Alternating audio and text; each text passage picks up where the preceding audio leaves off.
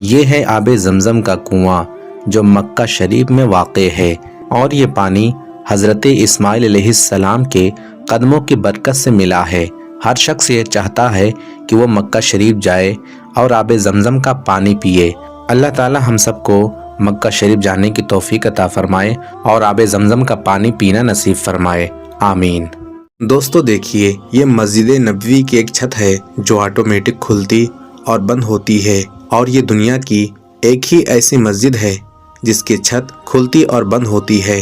کتنا ہی خوبصورت نظارہ ہوتا ہے جب یہ چھت کھلتی اور بند ہوتی ہے۔ سبحان اللہ۔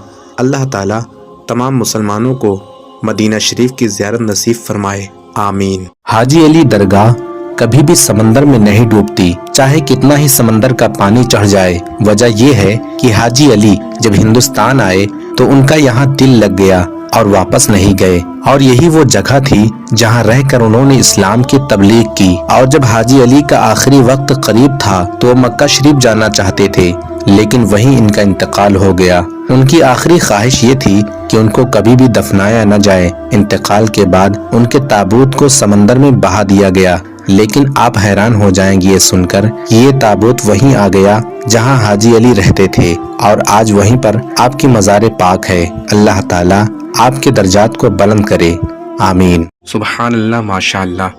دوستو دیکھ سکتے ہیں کہ یہ مدینہ شریف میں ایک وادی ہے جس کو وادی جن کے نام سے لوگ جانتے ہیں، اور یہاں پر اللہ کی قدرت یہ ہے، اس راستے پر جو بھی چیز ڈالی جائے۔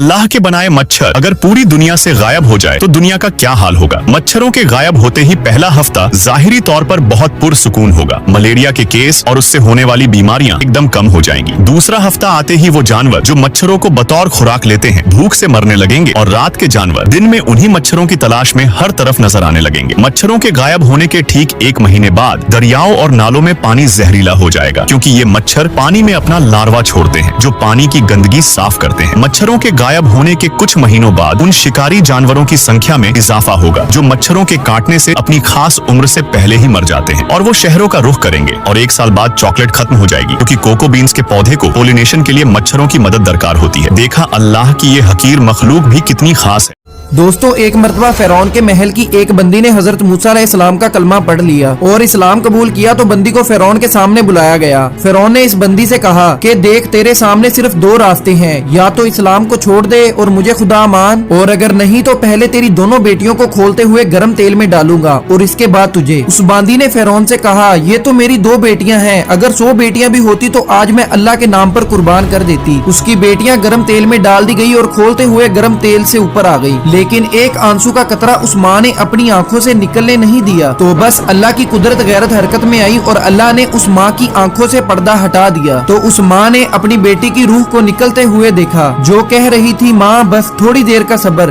جنت تیار ہے۔ اللہ کو پایا تو سب کچھ پایا، اور اگر اللہ کو کھو دیا تو سب کچھ کھو دیا۔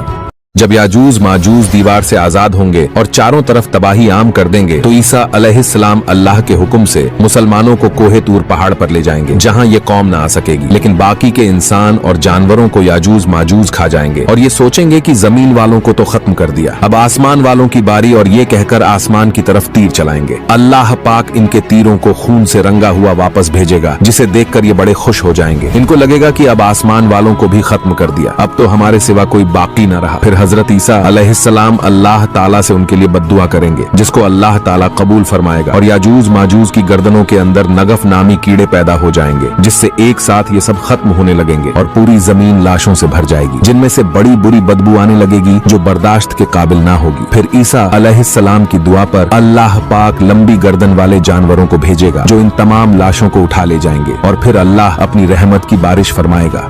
دنیا کا سب سے پہلے ہوا میں اڑنے والا انسان ایک مسلمان تھا جن کا نام تھا عباس ابن فرناس۔ یہ آج سے 1200 سال پہلے اسپین میں پیدا ہوئے تھے۔ یہ پرندوں کو دیکھ کر سوچتے تھے کہ جب پرندہ ہوا میں اڑ سکتا ہے تو انسان کیوں نہیں۔ پھر ایک دن انہوں نے ہوا میں اڑنے کا فیصلہ کیا اور لوہے کی راڈ سے 2 پنکھ بنائے اور لوگوں میں اعلان کر دیا کہ میں اب ہوا میں اڑنے والا ہوں۔ یہ سن کر لوگوں نے ان کا مذاق بنایا اور سینکڑوں لوگ ان کے اس کارنامے کو دیکھنے کے لیے کورڈوبا شہر کے ٹاور کے پاس پہنچے جہاں سے وہ اڑنے والے تھے، اور جیسے ہی انہوں نے اڑنے کے لیے چھلانگ لگائی تو لوگ دیکھ کر حیران رہ گئے، کیونکہ وہ واقعی پرندوں کی طرح 10 منٹ تک ہوا میں اڑتے رہے اور تبھی سے سب سے پہلے ہوا میں اڑنے والے انسان کا ریکارڈ بنا لیا۔